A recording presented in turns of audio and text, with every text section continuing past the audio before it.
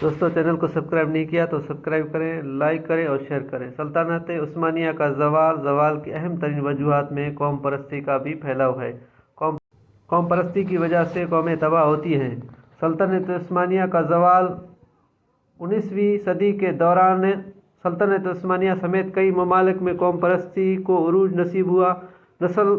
نسلی قوم پرستی کی لعنت ان مغربی نظریات میں سب سے اہم تھی جو اس دوران سلطنت عثمانیہ میں وارد ہوئی۔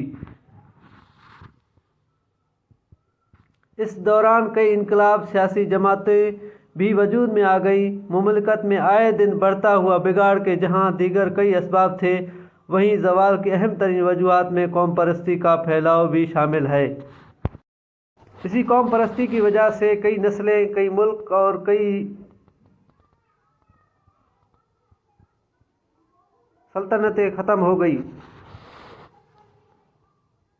اس عرصے میں 1892 میں یونان نے آزادی حاصل کی اور اصلاحات بھی ڈونیٹو کی امارات میں بھی قوم پرستی کو نہ روک سکیں اور 6 اشہر سے نیم خود مختارانہ علاقوں میں Serbia, Monte negro, Bosnia, Wallachia اور مالڈووا نے بھی 1875 میں سلطنت سے آزادی کا اعلان کر دیا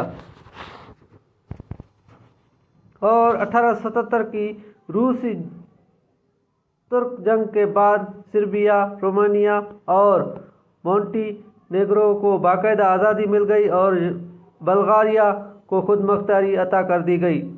البتہ بلقان کی دیگر ریاستیں بدستور عثمانی قبضے میں رہیں۔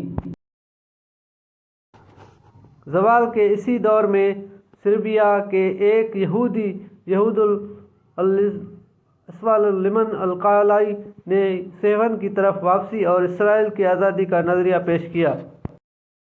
نسلی قوم پرستی نے کیسے سلطنت کو ختم کر دیا اور آج قومی نسل پرستی پورے پاکستان، میں تو کہتا ہوں پورے ملک میں چل رہی ہے، اسی وجہ سے ملک ٹوٹ رہے ہیں اور زوالی کی طرف جا رہے ہیں۔